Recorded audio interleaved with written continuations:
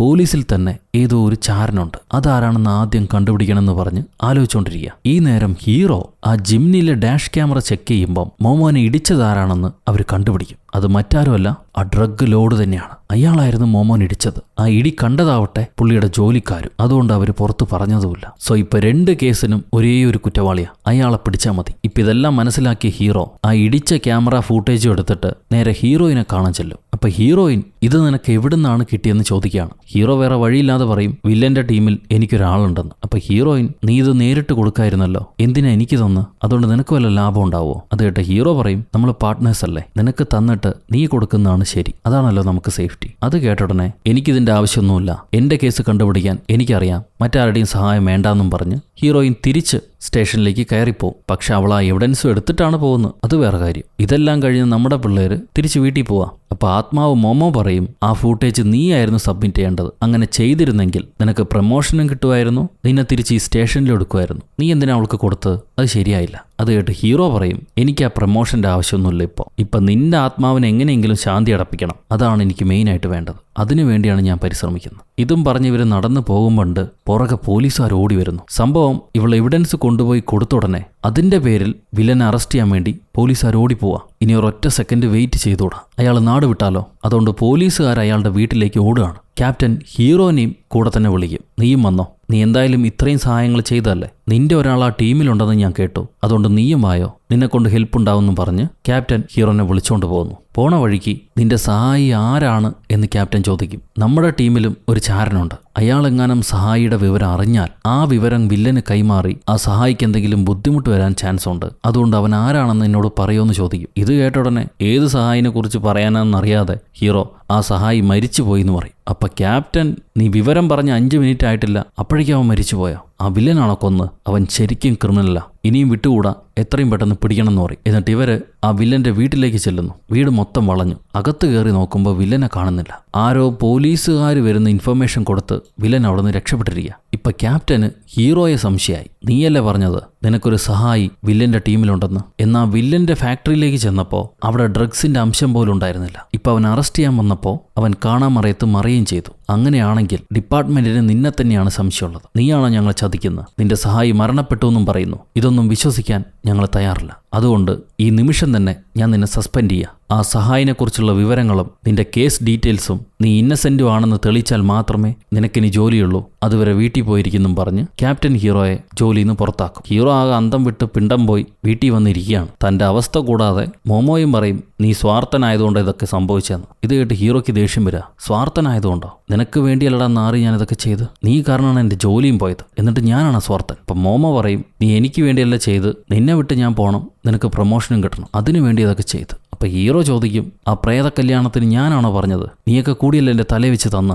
അത് കേട്ട് മോമോ പറയും, ഞാനും പറഞ്ഞിട്ടില്ല, ഇതെങ്ങനെ സംഭവിച്ചതെന്ന് എനിക്കും അറിയില്ല, നിന്നെയൊക്കെ കെട്ടിയവനായിട്ട് കിട്ടിയത് എൻ്റെ പാപം, എനിക്കിങ്ങനെയുള്ള ആണുങ്ങളോട് സംസാരിക്കാൻ താല്പര്യമില്ല, നീ വേറെ ആരോടെങ്കിലും മിണ്ടെന്നും പറഞ്ഞ് മോമോ തിരിഞ്ഞിരിക്കും. ഉടനെ ഹീറോ മോമോയുടെ കുത്തിന് പിടിച്ചിട്ട്, നിന്റെ പ്രശ്നം എന്താണെന്നറിയോ? നിന്റെ അച്ഛനും നിന്റെ പഴയ കാമുകനും, ഇവർ രണ്ടുപേരും നിന്നെ മനസ്സിലാക്കിയില്ല, അതുകൊണ്ടാണ് നിന്റെ ആത്മാവ് ശാന്തി അടയാത്തത്, അല്ലാതെ ഞാനല്ല കുറ്റക്കാരൻ. വഴിയെ പോയ എൻ്റെ തലയിൽ കയറി എൻ്റെ ജീവിതം ഇല്ലാതാക്കാൻ വന്ന മുടിഞ്ഞ ജന്തു, ഇതിന് ഞാൻ ഇപ്പോൾ ഒരു പരിഹാരം ഉണ്ടാക്കി തരാമെന്നും പറഞ്ഞ് ഹീറോ മോമോൻ്റെ മരിച്ചു കഴിഞ്ഞാൽ ഓർമ്മയ്ക്ക് വേണ്ടി വയ്ക്കുന്ന 1-2 സാധനങ്ങൾ എടുത്തിട്ട് നേരെ ആ പഴയ ബോയ് ഫ്രണ്ടിനെ കാണാൻ ചെല്ലും. മോമോ ഹീറോയെ തടയുമെങ്കിലും അവൻ മോമോ പറയുന്നത് കേൾക്കാതെ നേരെ അയാളുടെ ഫ്ലാറ്റിലേക്ക് ചെല്ലുകയാണ്. എന്നിട്ട് ഈ ഫ്യൂണറൽ സാധനങ്ങൾ കാണിച്ചു കൊടുത്തിട്ട്, മോമോ ഇപ്പം എൻ്റെ കൂടെയുണ്ട്, അവന് വേണ്ടിയാണ് ഞാൻ സംസാരിക്കുന്നത്, ഞാൻ അവനെ പ്രേത കല്യാണം ചെയ്ത ഭർത്താവാ, അവൻ്റെ ആത്മാവിന് ശാന്തി കിട്ടിയിട്ടില്ല, അവൻ നിന്നെയായിരുന്നു കല്യാണം കഴിക്കാൻ ആഗ്രഹിച്ചത്, പക്ഷെ ആ ആഗ്രഹം ഇനി സാധ്യമാവാൻ പോകുന്നില്ല. എന്നാൽ നീയാവട്ടെ ജീവനോളം സ്നേഹിച്ച കാമുകൻ മരിച്ചപ്പോഴേക്കും അടുത്ത ദിവസം തന്നെ വേറെ ഏതോ ഒരുത്തനെ സെറ്റ് ചെയ്ത് അവനുമായിട്ട് സുഖിച്ചു കഴിയുക. നിനക്ക് നാണമില്ലടാ.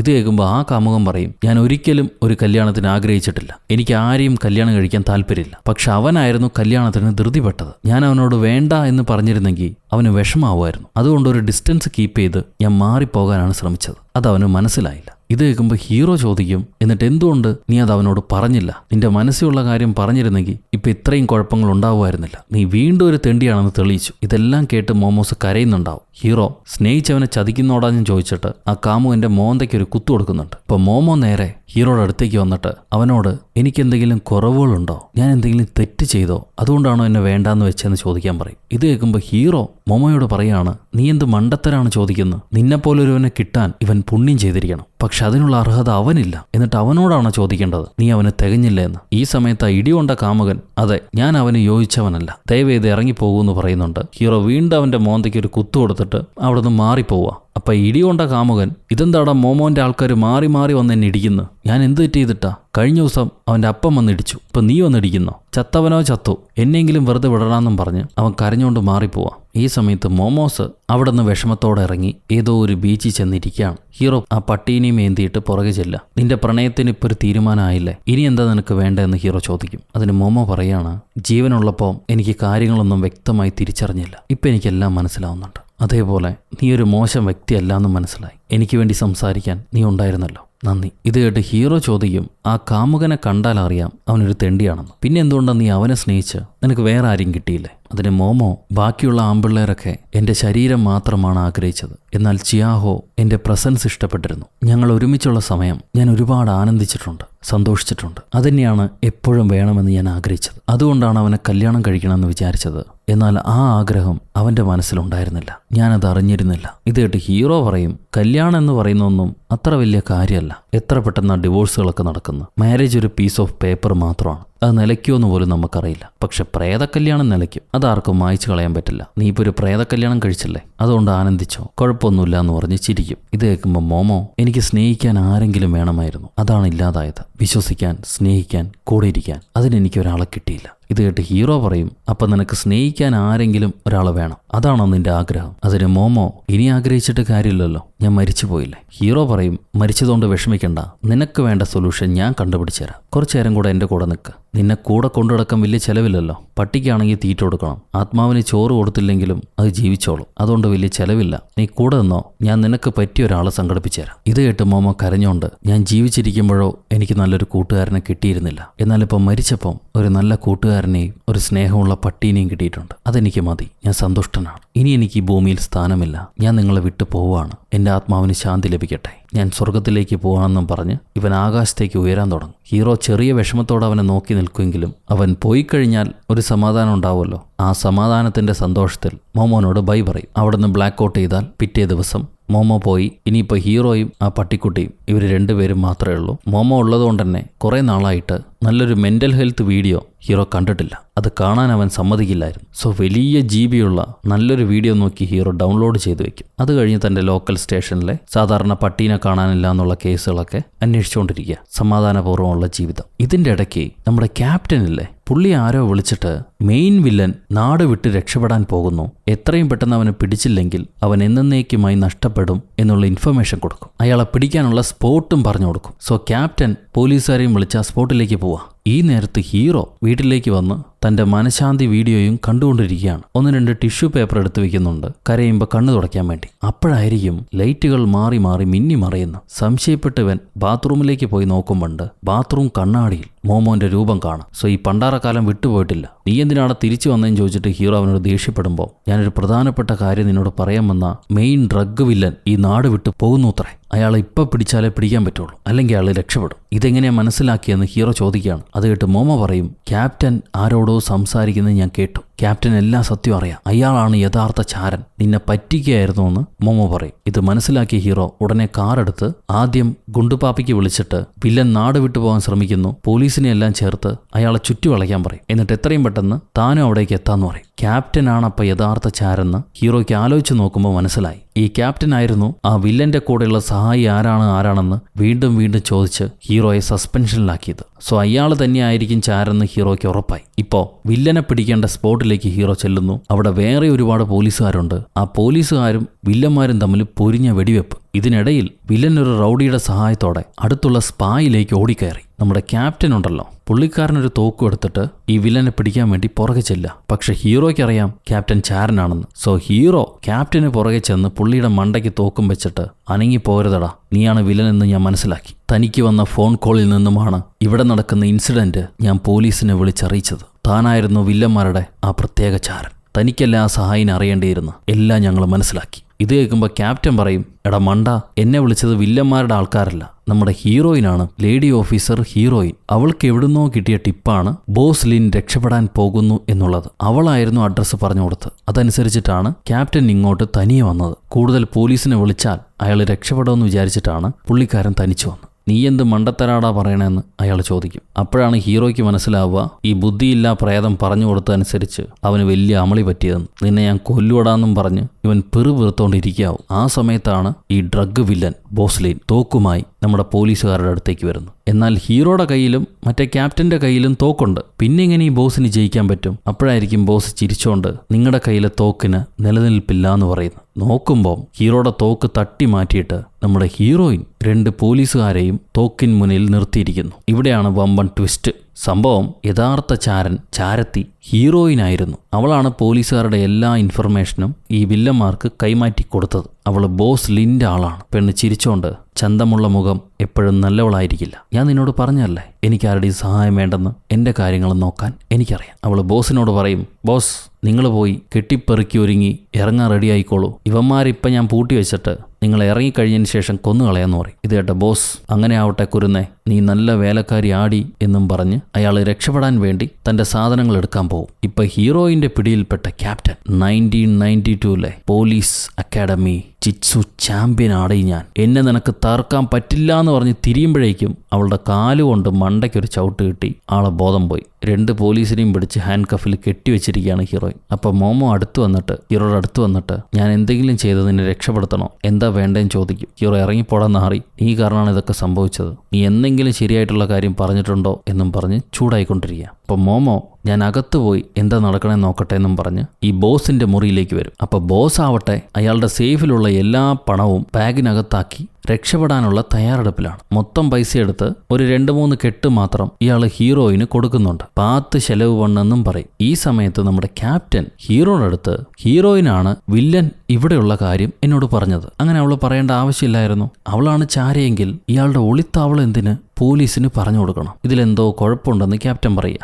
അപ്പോഴായിരിക്കും വില്ലന്റെ കരച്ചിൽ കേൾക്കുന്നത്. സംഭവം ഹീറോയിൻ വില്ലനെ പിടിച്ച് യേശുക്രിസ്തുവിനെ പോലെ തറച്ചു വെച്ചിരിക്കുകയാണ്. എന്താ പറ്റിയെന്ന് വെച്ചാൽ ഈ 4 കെട്ട് പണം അവൾക്ക് തികഞ്ഞില്ല. അത് കൊടുത്ത് അവളെ പറ്റിക്കാൻ നോക്കണ്ട, ഈ മൊത്തം സാമ്രാജ്യവും നടത്താൻ വേണ്ടിയായിരുന്നു അവൾ ആഗ്രഹിച്ചിരുന്നത്. അതിനൊരു കാരണമുണ്ട്. ഹീറോയിൻ കുഞ്ഞായിരിക്കുമ്പോൾ അവളുടെ അമ്മ മരണപ്പെട്ടതാണ്. എങ്ങനെയാണ് മരണപ്പെട്ടത്? ഈ വൃത്തികെട്ട വില്ലൻ ഒരുപാട് ഡ്രഗ് കൊടുത്ത് ആ ഡ്രഗ് യൂസ് ചെയ്ത് വലിയ ഡോസിൽ ഹീറോയിന്റെ അമ്മ മരണപ്പെട്ടതായിരുന്നു. അതുകൊണ്ടാണ് ജീവിതത്തിലെ നല്ല മുഹൂർത്തങ്ങളൊക്കെ അവൾക്ക് നഷ്ടപ്പെട്ടത്. അതിനെല്ലാം കാരണക്കാരൻ ഈ വൃത്തികെട്ട ഡ്രഗിലോടാണ്. അന്നേ ഇയാളെ നോക്കി വെച്ചിരുന്നാണ് ഹീറോയിൻ തരം കിട്ടിയ പണി കൊടുക്കാൻ വേണ്ടിയിട്ട്. എന്നാൽ ഇത്രയും കാലം സാധിച്ചില്ല. ഇപ്പോൾ ഒരു സമയം ഒത്തു കിട്ടിയപ്പം പുള്ളിക്കാരനെ പിടിച്ച് പോലീസിൽ ഏൽപ്പിച്ച് അയാളുടെ സാമ്രാജ്യവും പണവും അടിച്ചു മാറ്റാൻ തയ്യാറായി ഹീറോയിൻ. ഇതൊരു പ്രതികാരമാണ്. വൈകാതെ പോലീസ് വന്ന് അയാൾ അറസ്റ്റ് ചെയ്തോളും, ഹീറോയിന് പണവുമായിട്ട് രക്ഷപ്പെടുകയും ചെയ്യാം. സോ പണപ്പെട്ടിയുമായിട്ട് ഇവള് പുറത്തേക്ക് വരും. കൂടെ തന്നെ നമ്മുടെ ആത്മാവുണ്ട്. ആത്മാവ് അകത്ത് നടന്ന കാര്യങ്ങളെല്ലാം ഹീറോയ്ക്ക് പറഞ്ഞു കൊടുക്കുന്നു. ഹീറോയിൻ സൂചകമായിട്ടാണ് ഇതെല്ലാം നടത്തി പോകുന്നത്. അതിന് അവൾക്ക് കുറ്റബോധമുണ്ട്. ഇപ്പൊ ഹീറോയുടെ അടുത്ത് വന്നിട്ട്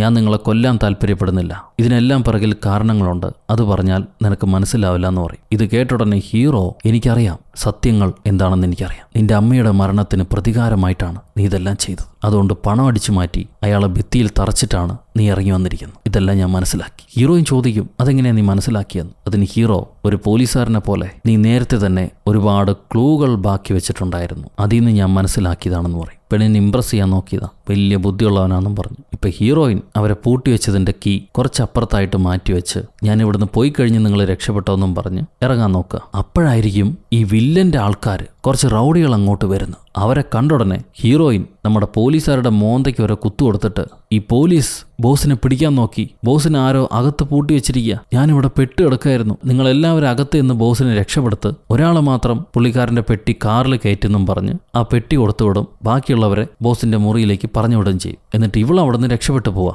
അപ്പോഴായിരിക്കും അകത്ത് പോയ റൗഡികൾ ഈ കയ്യെ കുത്തുകൊണ്ട് ബോസിനെയും വിളിച്ചുകൊണ്ട് പുറത്തേക്ക് വരിക. ബോസ് അടുത്ത് വന്നാൽ നമ്മുടെ പോലീസുകാരെ കൊന്നുകളയും. സോ ഹീറോയും ക്യാപ്റ്റനും കൂടെ എങ്ങനെയെങ്കിലും ഇവരെ കെട്ടിവെച്ചിരിക്കുന്ന ചാവി കാലുകൊണ്ട് എടുക്കാൻ ശ്രമിക്കുകയാണ്. ആ നേരത്ത് ഹീറോ നമ്മുടെ മോമോയോട് പറയും, നീ ആരുടെയെങ്കിലും ശരീരത്ത് കയറി ആ ചാവി ഒന്ന് എടുത്തുകടാ, ഇല്ലെങ്കിൽ ഇപ്പം ഞങ്ങൾ കൊല്ലപ്പെടുമെന്ന്. അതവൻ പറഞ്ഞു തീരുമ്പോഴേക്കും മറ്റേ ഗേ ബാറിൽ നിന്ന് കണ്ട ഒരു തടിയൻ റൗഡിയില്ലേ, അവൻ അങ്ങോട്ട് വന്നു. അവൻ ആ കീ തട്ടിക്കളഞ്ഞിട്ട് തോക്കെടുത്തവന്മാരെ മിരട്ടി പിടിക്കുക. ആ സമയത്ത് അങ്ങോട്ട് വന്ന വില്ലൻ പുള്ളിക്കാരൻ്റെ തോക്ക് കയ്യിൽ വാങ്ങിയിട്ട് ഹീറോയോട് ചോദിക്കും ഹീറോയിനെ എങ്ങോട്ടാണ് രക്ഷപ്പെട്ടു പോയെന്ന്. അപ്പോൾ ഹീറോ പുച്ഛഭാവത്തോടെ, ആ നരുന്ത് പെണ്ണ് നിന്നെ പറ്റിച്ച് പണമെല്ലാം എടുത്തോണ്ട് പോയില്ലടാ, ഇനിയിപ്പോൾ നീ എങ്ങനെ ജീവിക്കും? അടങ്ങിയിരിക്കുകയാണെങ്കിൽ ജയിലിൽ നിന്ന് ഞങ്ങൾ കഞ്ഞി തരാം. ഇത് കേട്ടുടനെ കോപത്തിന് ഉച്ചിയിൽ പോയ ആ കൊടിയ ക്രൂരൻ തൻ്റെ തോക്കുമായി ഹീറോയെ വെടിവെക്കാൻ പോവുകയാണ്. അടുത്ത സെക്കൻഡ് വെടിപൊട്ടും. തൻ്റെ കെട്ടിയവൻ്റെ ജീവൻ നഷ്ടമാകുമെന്ന് മനസ്സിലായ ഉടനെ മോമോ ഈ വില്ലൻ്റെ ശരീരത്തിലേക്ക് ബാധയായി കയറിക്കൂടും. വില്ലൻ്റെ ബോഡി കയറിയ ഉടനെ തനിക്ക് എന്താ ചെയ്യേണ്ടതെന്നറിയില്ല. കയ്യിൽ തോക്കുണ്ട്, കൈ കിടന്ന് വിറയ്ക്കുന്നുണ്ടാവും. കൂടെയുള്ളവരോട് ആരും ദേഷ്യപ്പെടണ്ട, ഇത് നമ്മുടെ ആൾക്കാരാ, ഇവരെ വെറുതെ വിട്ടേക്കാന്നും പറഞ്ഞ് ആ താഴെ കിടന്ന താക്കോലെടുത്ത് ബോസ് ഹീറോനെയും പോലീസുകാരനെയും വിടുവിക്കും. ഇയാളുടെ ശരീരത്തിൽ മോമോ കയറിയെന്ന് മനസ്സിലാക്കിയ ഹീറോ പുള്ളിക്കാരന് മെല്ലെ ഹൈഫൈ കൊടുക്കാൻ കൈ നീട്ടുവാണ്. അപ്പോഴവന് കൈ കൊടുക്കുന്ന പോലെ മോമോ കളിയാക്കി കൈ തിരിച്ചെടുക്കും. ഇവർ രക്ഷപ്പെട്ട് എഴുന്നേറ്റ് വരുമ്പോഴാണ് ശരിക്കുള്ള പോലീസുകാർ അങ്ങോട്ട് വരുന്നത്. അവർ കാണുമ്പോൾ എല്ലാം വില്ലന്മാർ നിലനിൽക്കുന്നു. വെടി പൊട്ടുമെന്ന് മനസ്സിലായ മോമോ ആരും ബഹളം വെക്കണ്ട, ഞങ്ങളെല്ലാവരും പോലീസിൽ കീഴടങ്ങാൻ വന്നാണെന്നും പറഞ്ഞ് പോലീസുകാരെ സമാധാനിപ്പിച്ച് തോക്ക് പുറകിലേക്ക് മാറ്റുമ്പം അതറിയാതെ തൻ്റെ കൂടെയുള്ള ഏതൊരു റൗഡിയുടെ നെഞ്ചത്തേക്ക് എന്നെ പൊട്ടും. അയാൾ മരിച്ചു വീണുടനെ ഞാൻ അറിയാതെ ഒരുത്തിനെ കൊന്നേ, അയ്യോ അയ്യോ എന്നും പറഞ്ഞ് ഈ മോമോയുടെ പ്രേതം പേടിച്ച് വില്ലൻ്റെ ശരീരത്തിൽ നിന്ന് പുറത്തേക്ക് വരികയാണ്. അവൻ്റെ കയ്യിൽ നിന്ന് അറിയാതെ പൊട്ടിയതാണ്. ഇനി എന്താ ചെയ്യേണ്ടതെന്ന് അറിയില്ല. ബാധ പുറത്തേക്ക് വന്ന ഉടനെ വില്ലൻ ശരിക്കും പഴയ വില്ലനായി. അയാൾ പോലീസുകാരെ വെടിവെക്കാൻ വേണ്ടി തോക്കുയർത്താണ്. ഇത് കണ്ട ഉടനെ നമ്മുടെ ബബ്ബുലു പോലീസ് അവൻ ഈ വില്ലൻ ആക്രമിച്ചാലോ എന്ന് പേടിച്ചിട്ട് വില്ലന്റെ നെഞ്ചത്തേക്ക് ഒരൊറ്റ പൊട്ടിയിര. അയാൾ വെടികൊണ്ട് പുറകിലേക്ക് വീഴും. ഈ നേരത്ത് വേറെ ഏതൊരു റൗഡി പിൻഭാഗത്തുനിന്ന് പോലീസുകാരെ ആക്രമിക്കാൻ തുടങ്ങുകയാണ്. അതോടെ പോലീസും ഈ റൗഡികളും തമ്മിൽ പൊരിഞ്ഞ വഴക്കായി. ഇതിൽ ഹീറോയ്ക്കിട്ട് നല്ല പൊട്ടീര് കിട്ടുന്നുണ്ട്. കാരണം റൗഡികളുടെ എണ്ണം കൂടുതലാണ്, പോലീസുകാർ കുറവും. ഹീറോയെ 3 പേര് പിടിച്ച് ആക്രമിക്കുമ്പോൾ അവനെ രക്ഷപ്പെടുത്താൻ വേണ്ടി മോമോ ഒരാളുടെ ബോഡി കയറിയിട്ട് തൻ്റെ കൈ കിട്ടുന്നവരെ എല്ലാം പിടിച്ച് ലിപ് കിസ് അടിക്കുവാണ്.